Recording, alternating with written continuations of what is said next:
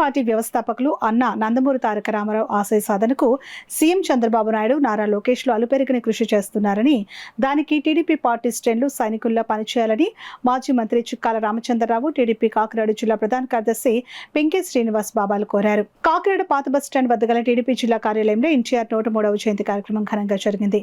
ఈ సందర్భంగా మాజీ మంత్రి చిక్కాల రామచంద్రరావు, టీడీపీ జిల్లా ప్రధాన కార్యదర్శి పెంకే శ్రీనివాస్ బాబాలు ఎన్టీఆర్ విగ్రహానికి పుష్పాంజలి ఘటించి నివాళులర్పించారు. ఈ కార్యక్రమంలో టీడీపీ నాయకులు, కార్యకర్తలు, మహిళలు పాల్గొన్నారు.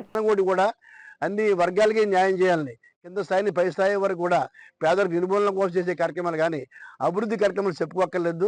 రాష్ట్ర వ్యాప్తంగా అనేకమైన అభివృద్ధి కార్యక్రమాలు జరుగుతూ ఉన్నాయి. ఆనాడు ఎన్టీ రామారావు గారి నుంచి కూడా ఈనాడు వరకు కూడా జరుగుతూ ఉన్నాయి.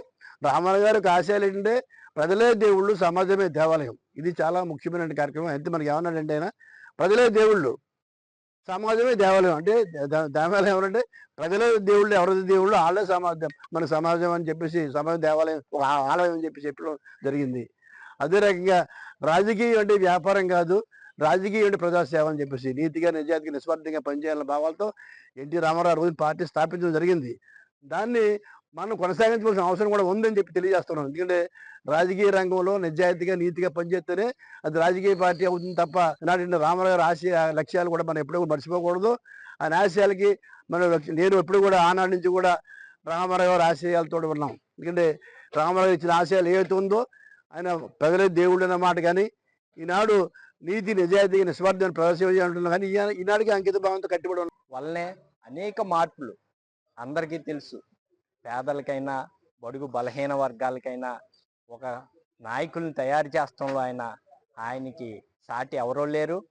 ఆంధ్రప్రదేశ్లో ఉమ్మడి ఆంధ్రప్రదేశ్లో రాజకీయం అంటే ఏంటో తెలిసి ఇలా చేసింది ఎవరంటే తెలుగుదేశం పార్టీ అధినేత అయిన స్వర్గీయులు ఎన్టీ రామారావు గారు. ఆయన్ని మేము ఎప్పుడూ మర్చిపోము. ముఖ్యంగా బీసీలు అస్సలు మర్చిపోరు. ఏం చేద్దంటే స్థానిక సంస్థల్లో కానీ అనేక మార్పులు, లేడీస్కి మహిళలు ఏమిచ్చినా మహిళల పేరునే, దానికి కొన్ని తరాలు ఆ ఇల్లు అయినా ఏమైనా ఉండాలంటే మహిళల చేతిలోనే పెట్టాలన్న ఉద్దేశంతో ఆయన పెట్టారు. దాన్ని ఆయన ఆశయాల్ని ముందుకు తీసుకురావడానికి ఈరోజు నారా లోకేష్ గారు 33% మహిళలకి పార్టీ పరంగా శాంక్షన్ చేస్తాం అన్నది చాలా గొప్ప విషయం. ఈ అవకాశం ఇచ్చిన అందరికీ ధన్యవాదాలు. ముఖ్యంగా ఈరోజు ముఖ్య అతిథిగా వచ్చిన మన మాజీ మంత్రి వాళ్ళు చిక్కాల రామచంద్ర గారి నమస్కారాలు తెలియజేస్తూ ఈ అవకాశం అందరికీ కూడా ధన్యవాదాలు.